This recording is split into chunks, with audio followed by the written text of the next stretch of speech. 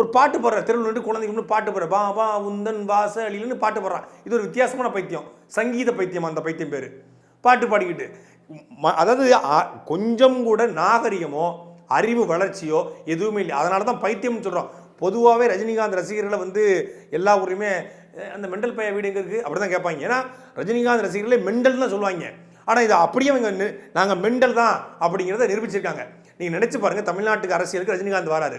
ரஜினிகாந்த் அரசியலுக்கு வந்துடுறாரு. அரசியலுக்கு வந்த பிறகு இந்த ரசிகர்கள் தான் அவருடைய மாவட்ட செயலராகவோ ஒன்றிய செயலராகவோ இல்லை அவரோட கட்சியில் பொறுப்பாளராக வரப்போகிறாங்க. இவங்கெல்லாம் அரசியலுக்கு வந்தால் அரசியல் என்ன ஆகும்? கேடுகட்டு கேவலப்பட்டு போயிடும். இப்போ தெரியுதா ரஜினிகாந்த் ஏன் தமிழருவி மணியனையும் ஏன் அந்த அர்ஜுனமூர்த்தியும் தலைமை ஒருங்கிணைப்பாளராக கட்சியின் பொறுப்பாளராக போட்டார்? ரஜினிகாந்த் ரசிகர்களுக்கு பொறுப்பு கொடுக்கலன்னு இப்போ தெரியுதா? பைத்தியங்களுக்கு எவன் பொறுப்பு கொடுப்பான்?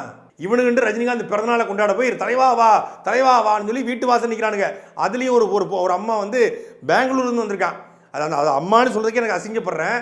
சூப்பர் ஸ்டார் உங்களை பார்க்கணும், சூப்பர் ஸ்டார் பொட்டதிலே அடித்து மிதித்து கூட்டு போனோம். பொண்டாட்டி அவன் புருஷன் பிள்ளைகள் இருந்தால் பச்சு செவல்லே ஒரு 4 அடியை போட்டு அந்த அம்மாவுக்கு ஒரு 50 வயசு இருக்கும்.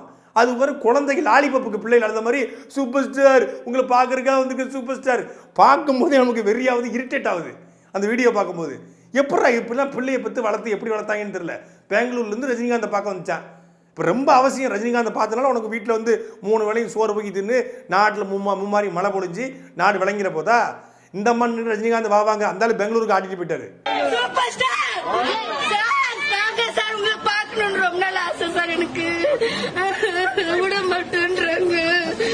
இந்த பைத்தியகார முண்டங்களை பூரா ரஜினிகாந்த் வீட்டு வாசல்னு பூஜையை போட்டு உட்காந்துருக்கு. தலைவர் வருவார்னு அவர் நேரம் ஆட்டிக்கிட்டு அண்ணன் வீட்டுக்கு பெங்களூர் போயிட்டு அண்ணா தமிழ் ஷூட்டிங் போயிட்டாப்ல. அது கூட தெரியாம தலைவர் வருவாரு, கேக் வெட்டி ஊட்டி விடுவாரு, பிறநாள் வாழ்த்து சொல்லலாம் அப்படின்னு நீங்க நினைச்சிட்டு இருக்காங்க. அவர் ரஜினிகாந்த் சொன்னாரு, என் உயிரே போனாலும் தமிழ்நாட்டு மக்களுக்காக உழைக்க தயாராகி விட்டேன். டாக்டர்ஸ் வந்து மருத்துவர்கள் வந்து கொரோனா காலத்தில் நீங்கள் வெளியே போடான்னு சொன்னாங்க. ஆனாலும் மக்களுக்கு நடக்கணும். இப்போ இல்லைன்னா எப்பவும் இல்லை, நவ்வார் நெவர் அப்படின்னு சொல்லி இறங்குவேன்னாரு. இப்போ இல்லைன்னா எப்பவும் இல்லை, உயிரே போனாலும் பரவாயில்லைன்னு சொன்ன ரஜினிகாந்த் ரசிகர்களை கூட பார்க்க தயங்குறாரு. ரசிகர்களை கூட பார்க்க வரல.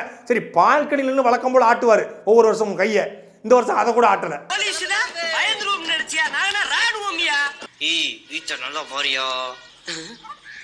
அப்பத்தான் நம்மனா ஒரு பயம் இருக்கு. கிழிச்சாங்க வந்தால் குடும்பத்தோட ஊருக்கு போய் 1 வாரம் ஆச்சு. நீங்க பூட்டின வீட்டுல சவுண்டா கொடுத்து வந்தாங்கடா. நான் ரஜினிகாந்த் ரசிகர்கள்ட்ட நான் வெளிப்படையாக கேட்கிறேன், உங்களுக்குலாம் வெக்கம் மானம் சூடு சொரணை ஏதாவது ஒன்று இருக்கா? ரஜினிகாந்த் தன் ரசிகர்களை கூட தன்னுடைய பிறந்த நாளில் பார்க்க தவிர்க்கிறாரு, பார்க்க விரும்பலை. ஏன்னா அவர் அண்ணாட படத்துக்கு ஷூட்டிங் போனோம், அண்ணன் வீட்டுக்கு பெங்களூருக்கு போனோம், பெங்களூரில் போயிட்டு கோயிலுக்கு போனோம், அதுக்கெல்லாம் நேரம் அவருக்கு இருக்குது. ஆனால் வந்து உங்களை பார்க்க நேரம் இல்லை, உங்களை மயிரா கூட மதிக்கலை. மதிக்காத ரஜினிகாந்த் பின்னாடி இப்படி கோமாளி வேஷம் போட்டுக்கிட்டு தமிழ்நாட்டு மானத்தை தமிழனுடைய மானத்தை அசிங்கப்படுத்திங்களா? அவங்களுக்குலாம் நீங்கள் சோறு தான் திங்கலடா, சோறு தான் திங்கிறல. நீங்கள் உங்கள் வீட்டில் பொண்டாட்டி பிள்ளைகள் இருப்பான், இப்படி உடை அணிந்து போறீங்களா? உங்கள் வீட்டு பொண்டாட்டி பிள்ளைகள் உங்கள் மூஞ்சில் காரி துப்பாது, உங்களுக்கு எப்படி சோறு போடுது? இப்படி ரஜினி ரஜினி ரஜினின்னு போனீங்க. நம்ம தமிழறி மணிக்கும் அர்ஜுனமூர்த்திக்கும் பொறுப்பு கொடுத்துருக்காரு, உங்களுக்கு ஒருத்தனை கூட பொறுப்பு கொடுக்கல. நான் டிசம்பர் 31 கட்சி துவக்கம், கட்சி பேர் கூட்டம் நடத்துகிற தேதி அறிவிப்பு, ஜனவரியில் வந்து கட்சி துவக்கம்ன்றாரு. நான் வெளிப்படையாக கேட்குறேன், 71 வயசு பிறந்துருச்சு, 70 வயசு முடிஞ்சு 71 வயசு முடிஞ்சிருச்சு.